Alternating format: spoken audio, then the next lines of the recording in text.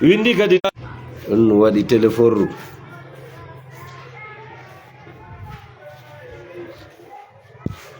windu kadi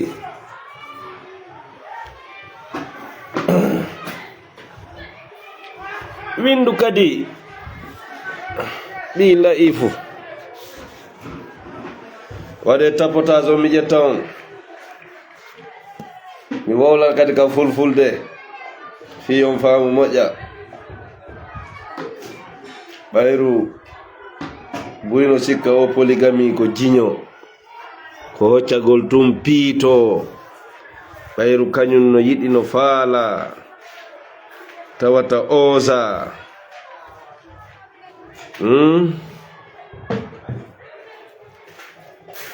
tawata suusa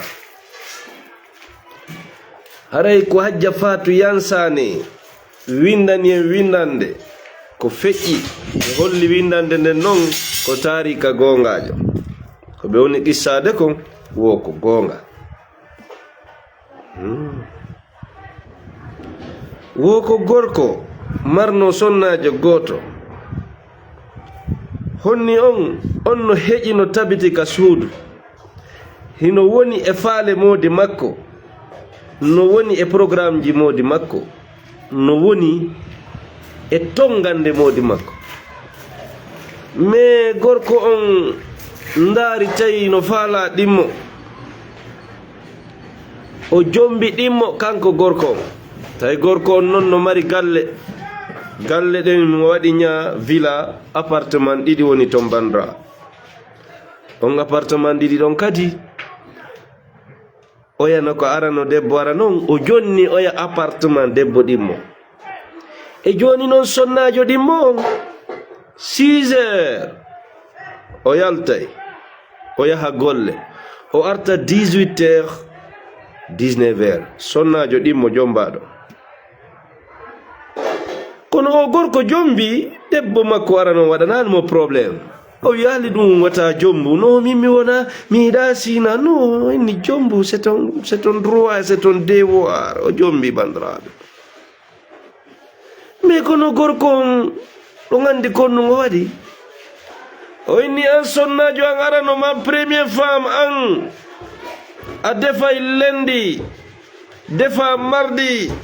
defa mercredi defa jeudi defa vendredi woncita kadi fitta loota nokku on fof hento o wi deuxième femme an on la reine on ɗon wo o defa samedi e dimanche o toppito galle ɗen sonnajo arano on wi o maaki sonnajo kelluɗo ona sonnajo laifujo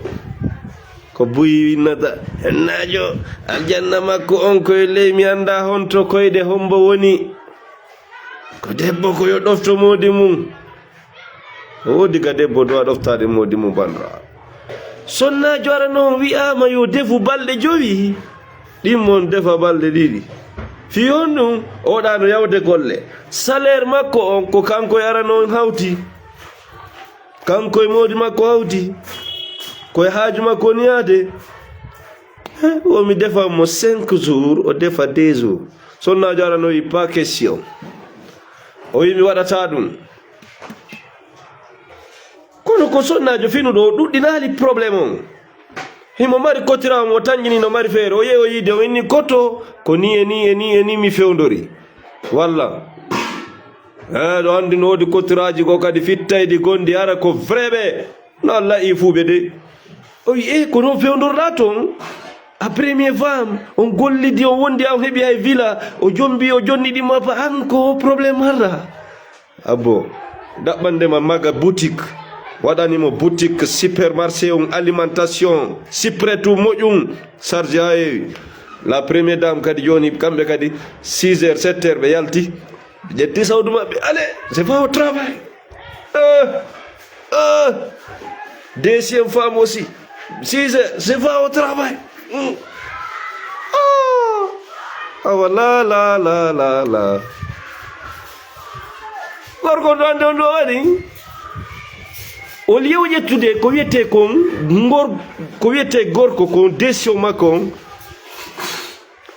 ko sina makko no sina debbo ara non no jooɗi e geɗalɓe makko o dari e sonkangol on debbo ara non koko e ɓuɗaɗo marsata a wi a waɗata ko ɓe wi kon a ɗoftakilan o sonki debbo ara non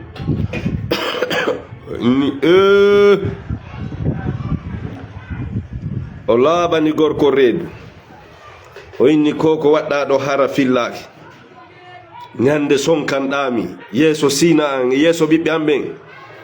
nde ñande mi hollete ko a yaali a hande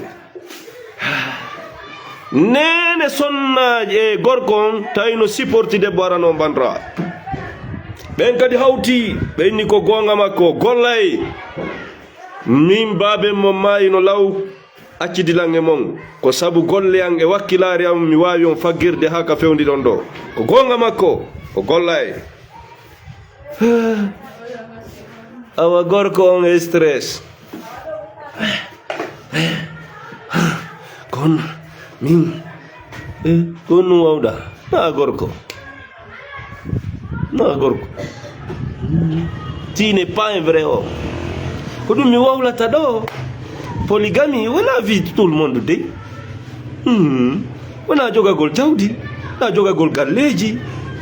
wona ɗum de ko jogagol vision e projet parce que polygamie c'est un grand projet o wata natude hunde ala projet mum alana ɗum gandal alana ɗum technique haray noon hiɗen andi hay wiyaɓe no jangi dina ɓe haɓɓitoto ɓe kurka e rewɓe aramɓe ɓen haɓɓitoto ɓe yaaɓa e ndimu maɓɓe gon fiiɓe jombi deyum kesum marsirtano bandra haray ko ɗum ɓe gissani en ɗo e joni noon ko solution mo marɗon ko jonnogo gorko ko ɗum ɓe wasi ɗon mo be waɗa commentaire ara waɗali émotion e joni premier femme dawa e golle deuxiéme femme dawa e golle e nene jarale no tawti kañum kadi premier femme e modi onle no tawti deuxiéme femme yo golloy tawta premier femme on yo golloy nene kadi no wi miɗo tawti premier femme on yo golloy e joni o wengike ɗo haray min ko mari komi holla sifa ɓe worɓe no ɗuuɗi worɓe ɓe wona vrai ɓe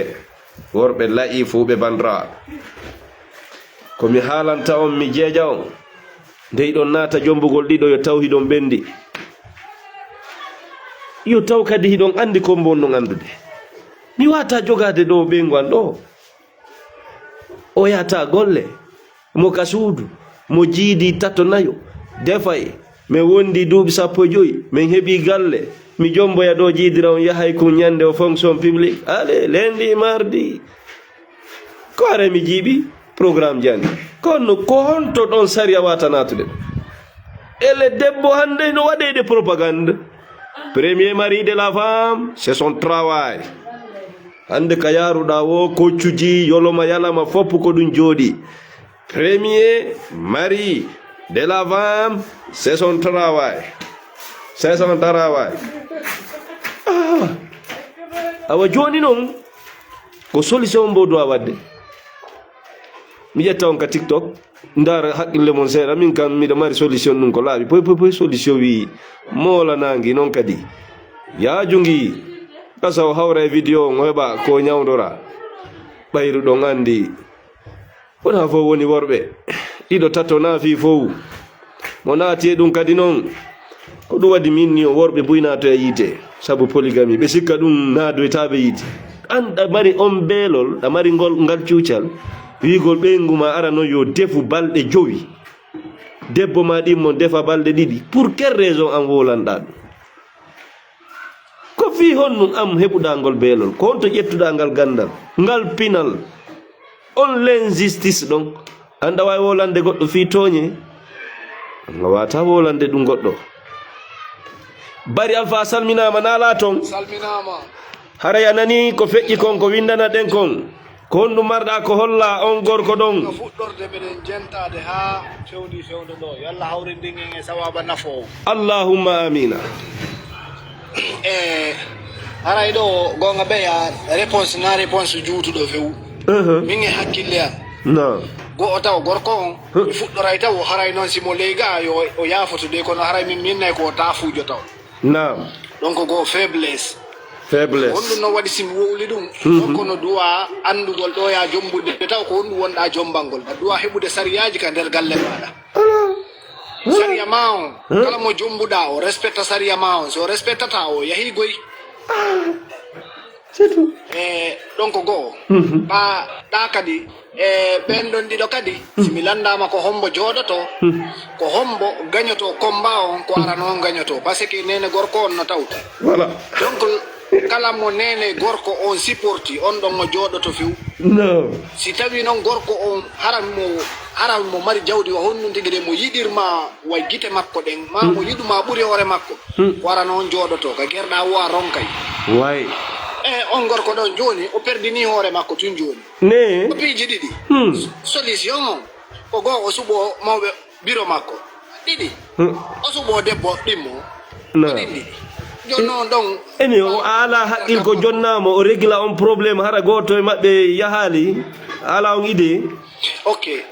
min ɗo solution on fop solution ko wawata réglgol kon fop si tawi o faala hettugol ho ɗigana ɓe fop ɓe woyna golle ɗen c'est bon bloqué oyna ɓa joni ko jalousie jokkuɗon on fof pacciri ni golle na wone ka cuuɗi voilà waɗon tourji mon ɗin ensemble si tawi noon kadi on gollay mo ɓe moɗon tour mum on sendata ɓe hakkude an balɗe ɗiɗi oɗo balɗe ɗiɗi onon andi noon ko honno golliroyta min on mi haalani ala ni o ɗon ɓe darana hoore maɓɓe nder ton way si arano on golloyi o golli balɗe ɗiɗi ka suuɗu o yahi ka golle makko goy kanko andi honno gérirta 2 jours ji makko ɗin gorko ganda ɗum ɗo na ɗimmo on kadi kañum andi ko honno gérirta 2 jours ji mum ɗi kala wawɗo ɓe wondi mo wawali wonti yahi ko foppuno wawali o na ko juutino vraiment Seydi Bari merci kono noon gonga ɓeya andi ɗo koto Mamadou Baylo mi wolay ɗo piwu gotum andi ɗum ɗon noon no wondi e jama on goy ko toñeɗen no ton fi honɗum waɗi toñeɗen no ton jama on no wondi e ɗum ko ɗuuɗi worɓe bus no woodi wallahi koto Mamadou Baylo si mi halanima vraiment ko tafuɓe par ce que wono leyɗe porto a yiyay gorko no inna ɓeygu muɗum en senday dépense 50-50 hakkude meɗen e Allah ha hande en yii ɗum gorko e debbo ko sendi dépense enen e yaal 50-50 en hollaka ɗum min ko ɗum min mi wolata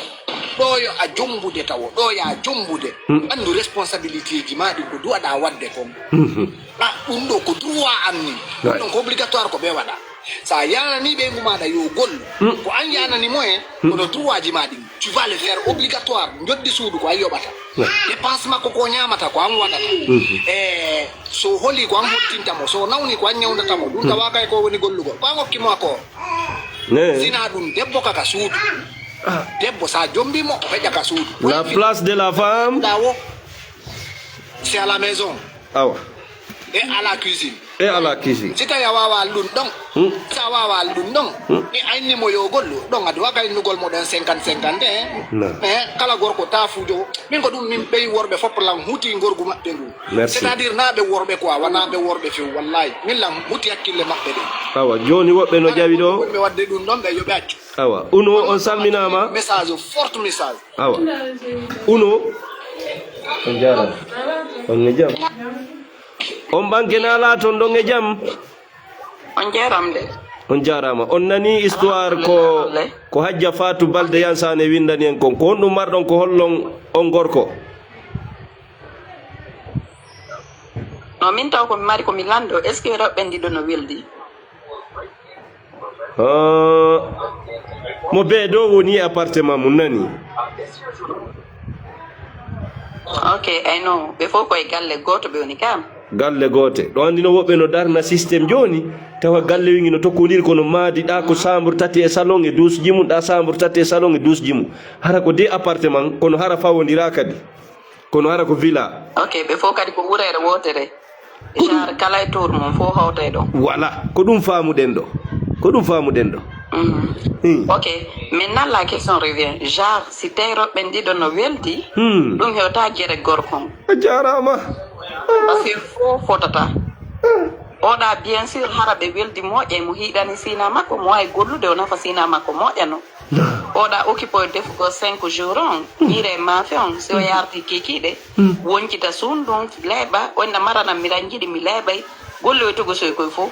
koɗa wata ko wadde bimbi kadi waɗa si tawi hiɓɓe weldi hiɓe yurmodiri hiɓe yarlodiri mais kan kadi hara mo mari soutien ko suudu ko wawata nafude sina makko e ɓiɓɓe makko ɓen ɗum hewta gorko min ko min selon moi e joni noon o situation mo fewdori ɗo o ya ɗaɓɓanama déjà boutique nene makko tawti propagande o wondema ara noon kadi gollay ɓayru kamɓe ko golle maɓɓe ɗen ɓe wawi wurnirde fayɓe maɓɓe ɓe modi maɓɓe mayino law e oɗa kadi le mi sikka o accitay golle makko de saabu ngal dewgal gasa ɓe yewtuno ko ƴoƴi si ɓe jommidi kono noon joni gorkon ɗo ko honno gerdata o stress ɗo min ɗo hajjawmu min ko mi innata ɗo hajjawmu min ko mi innata ɗo tanti vraiment gorko on o waɗi faiblesse molanaɗo non mon frère sinon andi ɗo andi écoute c'est à mon tour de parler au fait enen souvent affaire sina yaga dan accuse worɓe ɓen souvent jereji gon ton ko hakkude roɓɓen taw na fof gorko wata wadde sina yagal c'est ce qu'on doit comprendre est ce que roɓɓen no weldi si ɓe weldi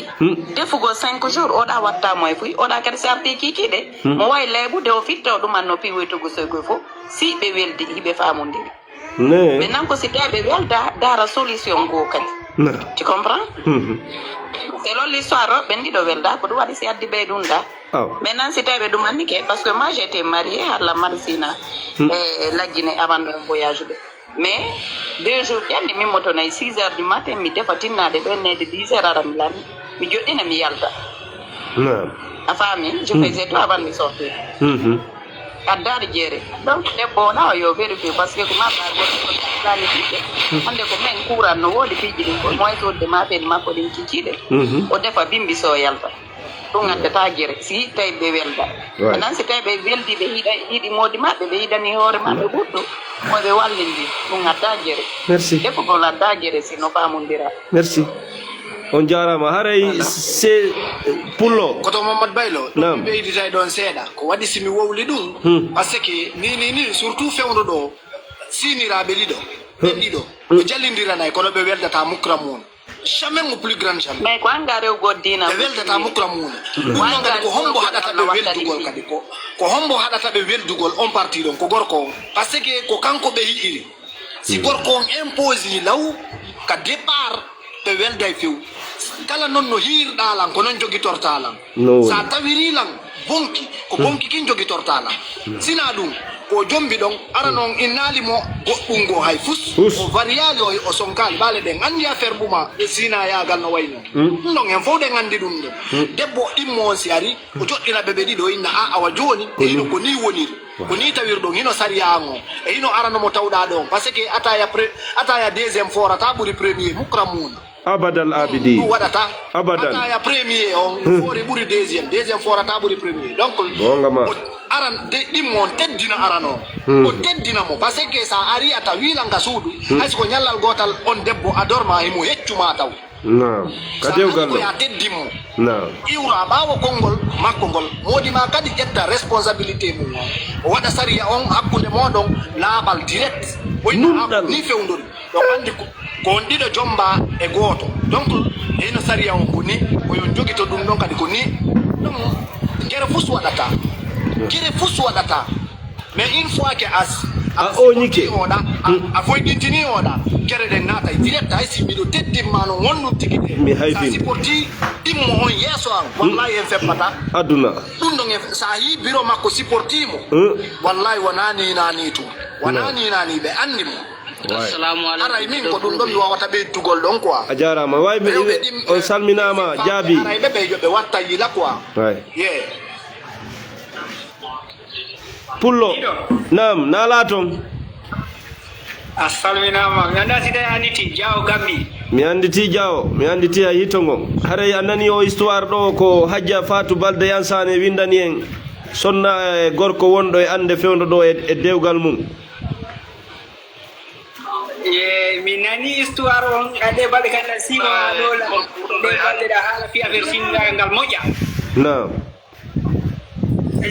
la fala intervenu de seeɗa nde woni ɓa min kan honno babe ngan no mari rewɓe ɗiɗo Naam. kala ko haalda yo tawta ɗa mari exemple mum Experience mum. minen min mari expérience muɗum e moƴƴa nde woni minen fof hay goto manitaki ɗon nde o oya jomba ari tawi oya Ah bon? minen ɓiɓɓe ɓen Naam. Cela veut dire ɓe jombuɓe ɗiɗo kala law. par ce que minen ɓiɓɓe ɓen fof hay goto manitaki ɗon ko onde tuma oya jomba Min non andi ko on idemi woni jonnude min naali dey tattonayo kono ɗiɗo on ɓe duwaka pottodirde pandi ko lawɗi duwa wadde siti aɗa mari projet polygami ko ɗiɗo on ko ya waɗu law ko ɗum noon no woni normalement mais andi si yimɓe hawti nokkure wotere Naam. ko fof onon fof on hawti nokkure wotere nde on fotiɗe nden nokkure kadi tawi onon fof on foti kadi ƴoyre on wawata wondude e nden nokkure On hawti nokkure hiɗon fota ƴoyre on wata wondude ɗon. wawata wondude ɗon Naam. si honɗum si yimɓe wondi nokku ko ma tawa ɗo muññodiron Awa ko ɗon non. ɓurɗo muññade ma waɗa ɓurɗo muññade joni noon si tawi oyam ɓeygu maɗa arano on o gollatano avant a addi goɗɗo goo on himo golla Naam. joni noon ko fi honɗum kadi oya o inni o golle avant ko kanko wonno falanoka gollugol na walla ko a wonno a falanoka yo o gollu ɗon ko landa Naam. si oya kadi ari on non ko ari kon ko kanko in ɗo hemo arde on irodir ha o anduɗa on ko golle o faala o faala si o jomminiɗi o golla oya jiɗo fulɓe allo jiɗo fulɓe Naam. si o jomminiɗi fermo micro jaabi jon allo jiɗo fulɓe fermo micro jaabi jon jiɗo fulɓe Awa mi fermimo. si tawi noon oya arano on ko kanko suwasino avant o falaka gollude joni tawi o yi sina makko no golla ɗum ɗon suni o heɓi sunare mum kankadi inni no fala gollude ɗum ɗon taw yawu felugol modijo on Habbo heɗito moƴƴa ɗa andi debbo on go wiyali gollay debbo on wiyali gollay ko ɓay modi makko wimo yo defu balɗe 5 o toppito galle on balɗe 5 sina makko golloya e defoya balɗe 2 probléme o fowni ko on toñe on l'injustice ɗon ko ɗum noon ɓay oɗa tawi ko ɓayru oɗa no gollude o wona jonnede on faveur ɗon oɗa kadi noon daari no ɗaɓɓira ko golla ko ɗum noon fof non si tawi ko noon woniri ɗon haray ko gorko on wondi e probléme o gorko on woni probléme o voilà joni noon ko solution hombo jonnatamo oyale mo jombiɗinmo mi tañƴini ha pellete kaka fonction publique o woni ɓe jombidir oyano gollude min ko miɗon solution on haray giɗo si tawi woni o mara hakkille wawugol jerugol ɗiɗo o mara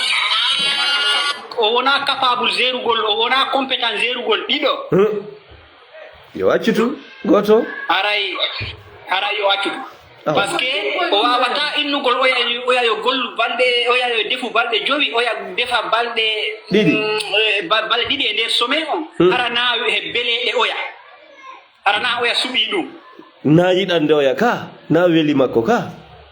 ko si oya sina makko yiɗiri ɗum ɗum ɗon no hawranimo haray o wawa o duwa no waɗirde si tawi noon ɗum ɗon hawranali sina makko haray o maragol beelol innugol oya yo defu balɗe 5 oya defa balɗe 2 haray si tawi o mara capacité wawugol zergol ɗiɗo no innirta noon ko foyle mawɗo yo wajjitu awa monsieur Diaby on salminama koto Mamadou Baylo sa neeɓi noon ka privé toon ɓe kupay live on he privé mi ala privé a ɗo no holli de mi sikkiɗa e privé Nyanda si tawi ko min to woni hiwgol esko fo. Mi ala privé dey mi doka en direct ni. Allo Jabi.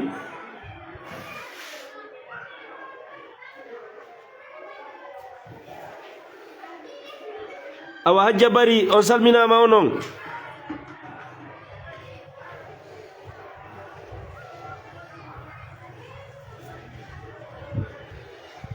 Allo.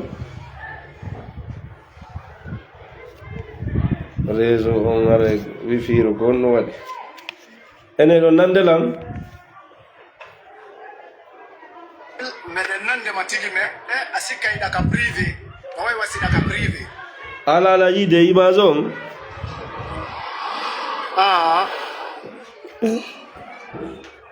Joni be yette bari be sonnajo jawdo do ara mo ni en direct.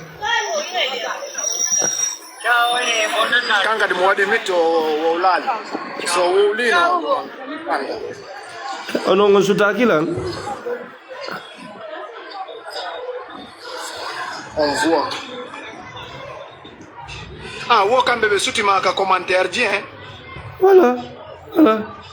Hajja Bari on salminama. Awa joni wade Hajja Bari. Allo. On jarama. Oui, on jaram. Nala ton. Jantum nalla ton. Awa ko jamme woni on nani o gorko do e programme makko konnu mardon ko hollon. Min ko mbar ko mi olla yer ko mi andi kon. No weri don non duwaka. Naam. Innugol oya haray ko turu joyi oya honno defa laabi joyi oya defa laabi didi. Aray don ko jiwngal gol dimmo haray ko dum do woni. Naam. Na lila ko kambe worbe ben tigi men minta. Nyonya. Galle mabbe bay sa ni a jiwndanay goto. Oya kadi no wawi bewde hoore ɗum ɗon ko ɗum fof min tapiidi gono ton. Naam. Joni non fiwata bonu ko non marɗon ko hollon on gorko haqqil parce que onon kadi rewɓen ɗon mari haqqille jane iɗon deeƴi siko onon ko rôle hombo joton ɗon on yi joni woni clan ɗiɗi nene makko tawti ara noon kanko tawtiɗi mon e joni noon ko honno wata géride ɗo hara bonali. Min si tawi ko min hara ko wano mo mi hani few jande. Naam. Ko kongol biro makkongol min natta yo jokku. Ka biro makko fewtiɗo min natta yo fewtu. Naam. Ko ɗum ɗon moƴƴantamo puisque biro makko suɓantako mo ko bonantamo ko. Ouais. Ene yo innuɓe fof ɓe accitu golle e wona ka dewgal na solution. Ɗo ɓayɓe fuɗɗike tan on debbo ɗon innugol ferma e magasin ko udditanako hande ɗen andi laaɓugol heɓgolade laaɓuɗo inna joɗɗina e place ma o gollirani no faaliraɗa no minna ala kono noon ɗuuɗa. Naam. Ɗum ɗon mettay fi oya debbo kadi haray no gollude innugol on accitay golle mum ɗo fiyargo saggina defa ɗum mettay fi ko kamɓe rewɓe duwa soodugol maafeji hella kiikiiɗe ɓe ara ɓe hokka ka firgoji maɓɓe si weeti bimbi ɓe defa ɓen mo ɓe yaha ka ɓe yaata toon buy ko noon gerdata kamen toon. Ene fiiɗi ñalɗi o defugol ene ko gorko duwa jonde programme ɗum ka ko kamɓe rewɓe duwa yewtude gundoda ɗum waɗa programme miɗo landi o ngallandal. Si tawi rewɓe no fotti ko kamɓe ɓe wawi yewtude tawi noon ɓe fotta ko gorko on duwa sendande ɓe wiyan ɗum ɗo ko ni gerdoton si tawi o tawi si kamɓe ɗa ɓe yewti wona e gere aray ko kanko duwa wideɓe ko ni gerdoton ko ɗon kadi tode wondan tanmo haray no gasa e ɓuttu. ɓay si woni kanko si woni galle goɗɗo ala huleteɗo ko kamɓe waɗata ko faala kon mettay si no gasa ka ɓe senda ɗon ɓe jaabodira ma hara ɓe seppa ɗum ɗon fof no addana ɓe gereji tayle modi maɓe sendani ɓe ni ko ni gerdoton mo be maɓɓe aray no andi ko duwa kon. Ene noon goɗɗo jomba ɗiɗo naata yiite kon num faamuɗon e ɗum ɗamari rewɓe ɗiɗo tawata an gurdam maɗa moƴƴata ko ande ɓeydoto o yi'a no gasa ɓay en fof ko en guine'enɓe ko en fulɓe Fuuta o yi'a buyno rew hay mawɓe men aranɓe buyno en naɗo mawɓe men aranɓe wan ɗum miɗo manditiɗo mawɓe woɓɓe no ko amen non kamɓe ko debbo arano on ɓe yiɗuno ha feƴƴiti ɓe gundodata ɗimmo on wallahi ɓe piyayno ɓe awno banana so yiwtunka maɓɓe banana e leemu ne ñande goore rewɓe maɓɓe ɗimmo ɓen tawi ɓen no jibini boobon no woofa paypu maɓɓe yiɗon banana andi si joƴƴi menen ka men ɓe soppi wo sawi fuɗɗi ɓendude ka leggal si ɓe soppa ɓe yehi soppiki paypu kon nene banana mi ñaama e ɓenne awa addoy kaka kam mi soppaki ɓe soppiki ɓen no ɓeyni fembaka no woofi oɗon moodi maɓɓe ari piiɓe haa ɓe woni tutugol ƴiiƴam yaltira ka kine ka hunduko ɓelle haa ɓe feƴƴini kamɓe ko ɓeeɗaɓe ɓuri yiɗude ɓe piyay ko ɓay paykoye ɓen koye mawni ñande goore payko maɓɓe go sorti leggal luppi ɓe mum ɓe hoɓɓudu ko nden ñande ɓe sikki ɓe sakkiti ɓe wayriti piigol ɓen rewɓe miɗo anndi noon min kadi meɗen anndi ɗin qissaji buy ka rewi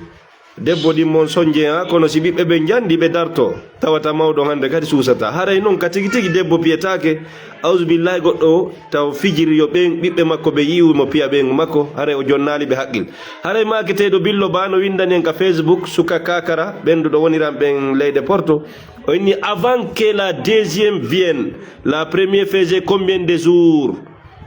elle faisait 7 sur 7 wondema ado deuxième sonnajo arde hari debbo ara noon ko balɗe jelu defata wo ari ko balɗe jeɗɗi wo c'est maintenant elle veut que ça change pour moi tout ce qu'elle va chercher c'est l'amour de son mari et faire ses jours comme l'habitude subhanallah la hawla wala quwwata illa billahi al-aliyyil azim iye on andi ɗum ɗo no hawni ka jogagol ɗe haqqille ko windi ɗo wondema hari debbo arano mo defude balɗe jeɗɗi ko fiyon ɗum o sansanta ɗum yo jokku defugol makko o ɗaɓɓa giggol moodi makko mi anda si worɓe ɓen ɓe jaɓay mi yetoɓe wondema angal nunɗal bonnay giggol ko ɗum si Allah wi si on andi on nunɗata jombe goto mi anda si ɓe famude ko sanso hombo Allah woni yewtude ɗon noon no metti fi no gasa worɓe buy hande no darde ɗo no andi usi si jombama ɗo modi ma fewte wiya min mi jombata aduna sina altu buy no heɓa ɗum ɗo buy kadi no genti no andi ara rewi e woɓɓe ko noon ɗum ɓe waɗata nam so jomba woɓɓe ɓe nayemin ko bira wi ɗum ma ko ben a wi ɗum kono fo e mum siɗa andi honno ko yewtota ko maɗa andi ko kon ɗum feƴƴata galle ma ɗum foppu wawa feƴƴude hoore janko woni tun no woodi worɓe goo kadi hara ko pukkala worɓe ara ɓe jaasi tu wonde rewɓe anna worɓe ko no jooɗo dow e siina oya ño'a oya min noon mi yetama min mi ɓeydama hakkil wondema wo gorko tigi tigijo on ko arowo tawa rewɓe makko ɓen no jooɗi ɓe ñowdemo ko woni gorko tigi tigi min ko mi innata ɗo ko to Mamadou Baylo vraiment worɓe ɓen jombayɗo ɗiɗo wo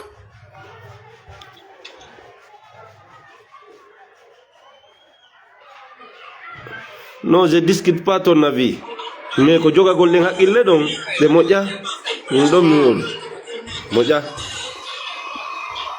non min ko min ino ko min ni kon mo beyo jogi to propos mum o ƴetta responsabilité mum o très clair ndeɗa jomba ɗiɗo ara yiɗa andi ko a responsable sariyaji ma ɗi waɗaɗi law sa acci ha gayni lawade a ari a inni a waɗay ɗon sariya aray ko a woni sunnude galle maɗa ene noon sariya mo waɗata on ɗum ɓe innata ta wawi hollude ɗum arowo on yewtida e taweteɗon atto men ɓe tawtidirde ndara taw simo be jaɓa idée o si tawi hiɗa nunɗi tun wallahi a waɗay wallahi si tawi hiɗa yiɗi nunɗal hiɗa yiɗi yo galle maɗen ɓuttu o wondo ka galle a explicanaymo programme o no desidirɗa noon jombude taw ara no haalanmo programme ji maɗi sa jombi ɗimmo gadi haalanaɓe ɓe ɗiɗo kada ko ni e ni par ce que la plupart ko tour on ukkidirta ɓe waɗa guere par ce que wano o histoire ɗo mimi nay do gorko no toñi moƴƴano nimo toñi ko tawanase o bonni non lan tawti arano on few ne arano on yi lan tawti mo awa min on ko mi gorko non de mais wallahi lan tawti arano joni jette aja jeena bo do to mi jonna wi an futuro ngo ko woni arde ga aja jeena bo salminama na la ton lala ton yettude Allah on nani o do gissa ɗiɗo wayfiltrade lan seeɗa haray ko gorko wonno ko jombi debbo arano ɓe wondi e galle debbo on tabiti ka suudu jokki wurere nden ko sonnajo wiyete kon femme de ménage jokki ko debbo jombaɗo jokkata kon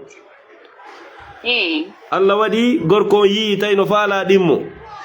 holli faale ɓengu mum waɗali probléme o jombi ɗimmo on tawi noon ɓe heeɓi galle ko wiyete villa hum tawi ko appartement ɗiɗi ɓe waɗi o jonni o ya debbo arɗo ɗimmo deuxiéme appartement on ha o gayni e joni noon debbo arɗo on ɗon o yaltay e 6 heures o artay 18 heures ma 19 heures ɗum ko lendi o vendredi o yaha e golle e joni noon o yano ka galle joni gorko wi joni an debbo an ara noon a defay lendi ha vendredi balɗe 5 e nder yontere nden oɗa defa balɗe ɗiɗi samedi dimanche e probléme o fof ɗon ko memmini joni noon debbo ara noon kadi koto mum uditani ɗum boutique joni kan kadi o yalta e ɓimbi law o yaha ka boutique e joni noon gorko wi ɗum wawa wonde wo debbo ara noon gollata ko be o wona ka suudo jokka wurere nde nene gorko on tawti debbo ara no wi awa min mi koɗo mi wondi o gollay ɓe jonni preuve ji maɓɓe wondema baabe mbeɗa mayino law ko saabu wakkilare maɓɓe nden kamɓe ɓe wawi ɓe dankade ha ɓe jandi e joni noon gorko on imo oɗo probléme min komi inata donc c'est quelque chose de très simple soit gorko wona honnête entre les deux mo waɗanamo tuuru eɓe fema joni woni gollugol waɗanaɓe tuuru mana ok ñande jour ji maɗe ko ɗum a golla ko waɗay ko ma ko waɗa ka ñande jour ji makko ɗe waɗa nakko ko a condition o ɗaɓɓana ɓe gollo aɗa ɓe gol ɓe ɓeyɗa ɗiɗo ɓe yaha e golle monday to friday ɓe yaha monday to friday saturday sunday o ya defa saturday o ya defa sunday sina ɗum haɗa gorko nunɗali ma ɗum haɗa ɗum ɗon duwiraka no ɓayɓe fof maɓɓe ko addi kon ara noon ko ɗum addi deuxiéme donc si woni no steno kanko tum wonno ɗon ko kanko tum kono si woni tum ha deuxiéme naati haɗa loi on change won honnête nouveau constitution entre les deux nouveau constitution ako ɗo ɗon e billo ɗo faala en wondema sansata ko nouveau constitution ande kadi non ɗum andi menen himen amérique ɗo kono minen kadi min hiide men sibitude gappiji boyi ko rewɓe ɓe wona waɗede ma ko worɓe wone wadde rewɓe c'est la même chose on hiwana amen amérique ɗo on hiyeɗo wona rewɓe boyi haɗa ɓe adda wonde o gorko ɗo hara gorko on ɗo ɗon andi amérique ɗo no woni ɓe fayda ɗo si gorko yoɓanima luwas ko an yoɓata fayda kuura yoɓata ndiya yoɓata gaz sooda ñamete coñci ɓiɓɓe hiɗen andi ɗumen andi tan no goya woniri joni noon gorko acca ko woni ɗum ɗo fof hay tambitagol makko ɓuuri e fandugol Allah waɗi luwasi yiɗi no sattima pijiɗi no satti no metti wongol e walendire kono haɗataɓe acca ɗum ɗo ɓe yaha afrique ɓe jomboya haɗa on no ɓe darni toon étage ji ɓe ƴettani on golloɓe ɓe raɓɓani on chauffeur ɓe waɗa haɗa on manquera pus on angonga suusata wurgol ga joɓe duwa change de on manta ɓe naati yite ɓe naati yite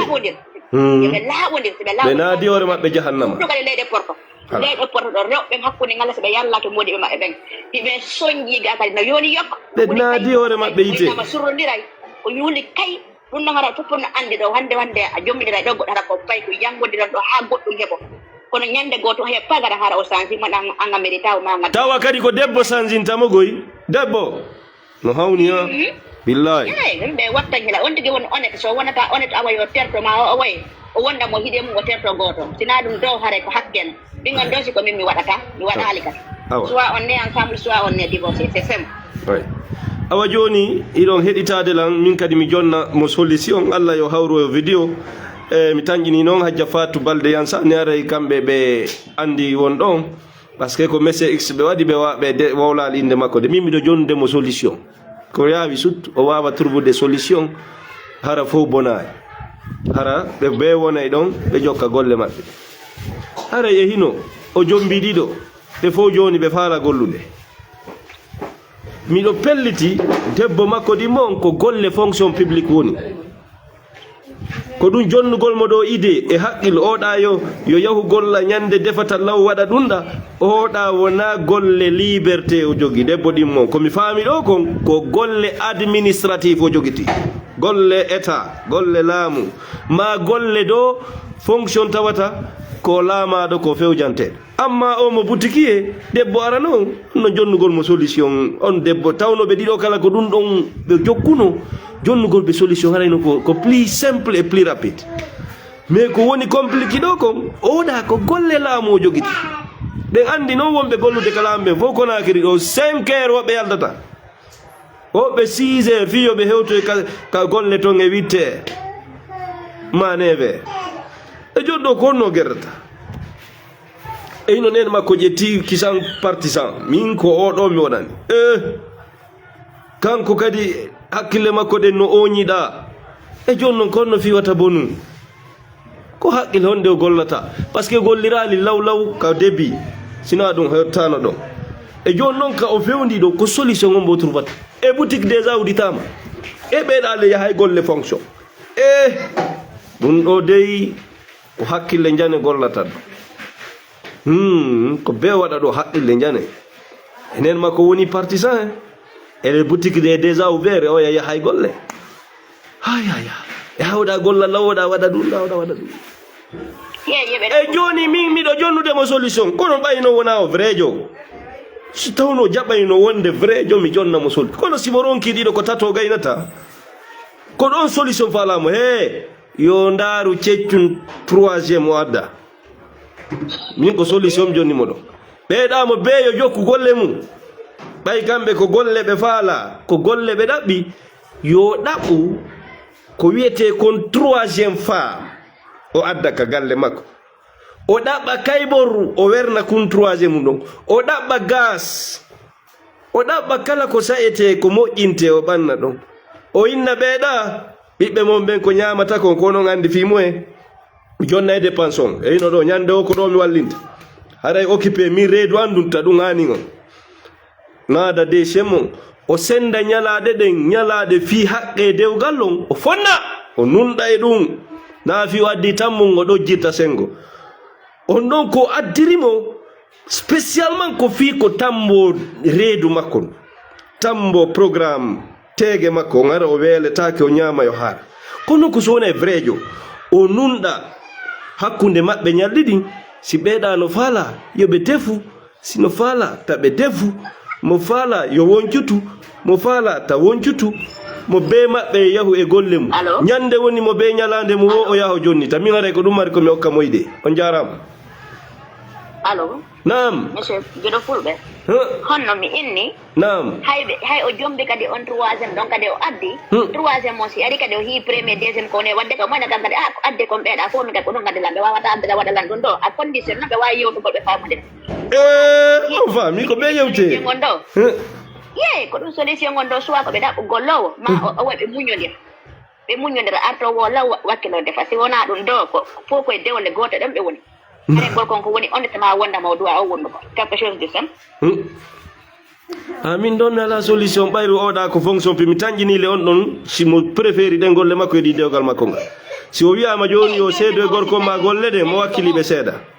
e joni noon tawi min solution mom jonnimo ɗo on ko fi watta hay goto e maɓɓe yaw ɓe wona ɗon ɓe wona rewɓe maɓɓe ko ɓay mo yiɗiɓe oɗa en jiidani kemo o ɗaɓɓa tan mum ko tambo reedu makko nu ɓeeɗa yo waɗan plan maɓɓe toon honno ɓe defirta ɓiɓɓe maɓɓe ɓe ñaama min ko ɗum ɗon marno komi jonnamo ha en tout cas ɗum ɗo wona ka facile mais bon non min darane ko to Mamadou Baylo min mi inni min mi wolinane solution wallahi on solution ɗo galle so ƴetti on ɗon ko bona o haalanaɓe o innamo be maɓɓe 2 jours ko kamɓe noon andi ko onno defirta ko kamɓe andi onno gollirta ko ɓe gollude kono noon kanko 2 jours ko walata ka waɗa kon on ɗon defa kañum andi toon kala tenuɗo ala basa ley monti woni mo tenali wo yahi awa ko non kadi ko haqqille mon ɗen noon kanko jogui suudu ndu kanko woni jooma galle awa 2 jours o seddaniɓe lan ni point final komo ɓe andi ko onno defirta ne onno fonction o kañum andi si defay subaka si yaha woncita si yaha kañum andi ɗo honno gerdata ɗon kadi ko feere boutique on kañum andi si accay ha e fana ya wuddita maɓe kañum andi toon ɗon kadi ko feere ɗum kanko o sendaniɓe kamɓe andi onno gerdata toon gonga mo ɗum ɗon kadi meɗen tawti woɓɓe kadi holli woyo ɗaɓɓu debbo gollowo defanamo ko ñaama himo mari rewɓe ɗiɗo subhanallah la quwata illa billah hay goto maɓɓe inni accata oɗa inni waɗay oɗa inni waɗay solution golle maɗum o joɓɓinaɓe fof ɓe suuɗo e nayi ɓe jooɗo subhanallah goɗɗo mara rewɓe ɗiɗo ɓe o jombi dewga suna goɗɗo go ƴetta defo ko ñamata kon wow ye subhanallah awa haray mi weltanike on ari ko nde toɓɓere ɗo joni haray ɗe waynodirde haray ɗo dobbo kon no wooda bandiraɓe haray woɓɓe no commande joni hayɗe Conakry kala marɓe faalaɓe dobbo naɓete ko farana dobbo kon ko jelo 385 000 20 kilos et 335 000 18 kilos ko wiyete kon 12 kilos angal 230 000 5 kilos on ko 100 000 haray meɗen mari yahay ngal da e farana e dingirawi e ɗo kankalaɓe janngo kadi no woodi ɗiɗi hayde timbi kala faaliraɓe dobbo teliren ɗi nokkureji ɗon haare waɗe hito amen min naɓida fo nde wotere yandi ka 628 01 35 04 628 01 35 04 628 01 35 04 nam ok o minen min faala fi Conakry on kono ha gaynen de salla ja awa joni ɗo e waynodira woni par ce que woɓɓe wiɗo ɓe mari haaju janngo woyo men naɓanɓe pooreje ɗiɗi 20 kilos ko ɗen mi woni kuppude ɗo ni mi naɓa Conakry ok awa joni on jonnelam Orange Money mo on hara mi ɗumanato ɗon hara ɗumanato lam kon on delivery aɗa waɗa delivery ko menen embarkata no sike o naɓay ha ko suudu o oye ko ɗo ɓe yettome woni si ɓe inni joni ɗo wona ko simanteri ɓe woni si chauffeur jon hewti kaabelen o nodday ɓe o innama miɗo arde si tawi noon kadi ko bimbije ɗen ɓay ko kikiɗeje ɗen ɗo min jonnata 7 heures hara ɓe Conakry si ɓe heɓali pan ko nde ɓe yilto kaabelen sargugol woɓe nodday ɓen tigi si tawi ko simanteri hara ɓe son foni a ɓenna wa are ka rond point ɗon ɓe fotta ɗon ɓe ƴetta poore wangal ɓe jonnaɓe ok minen min mawɓe am ɓen ko T6 ɓe woni lambanjo T6 ok ene woye jonnelan numéro mum Orange Money o mi nodda nene mi jonna e debbo ko famodira awa haray on jarama onon worɓe polygamy so nunɗali ka defuru ñalɗi wallahi on créani hoore mon ande e probléme e ngaygu hakkude mon e sonnaɓe mum adday ha ɓengu ma yawma billahi kala faalaɗo e debbo ara no ittu bote makko teddungal ko joganinomo wallahi a jombata debbo wonno duuɓi 15 andamo anda ko woni debbo o jiidanoma jomba jiidira hun ɗon faminanama wondema an ko premier fois andude rewɓe oñoɗa ɗojjira sengo andu wallahi a fawi hoorema ñakkoru ɓengu ma arano on o joganta koma teddungal haysi o teddinte ko yeeso yimɓe kono noon e gundoji go inna e worɓe no hawni hi gorko no hawni wattane ilay ɗum moƴƴa bandiraɓe jomi contactay on joni hajja Dieynab gide fulɓe ɗen wonto manani sollije awa on jarama fota Allah jara barka mo haray ɓe ƴawali ɓen fof meɗe yaafino woɓɓe no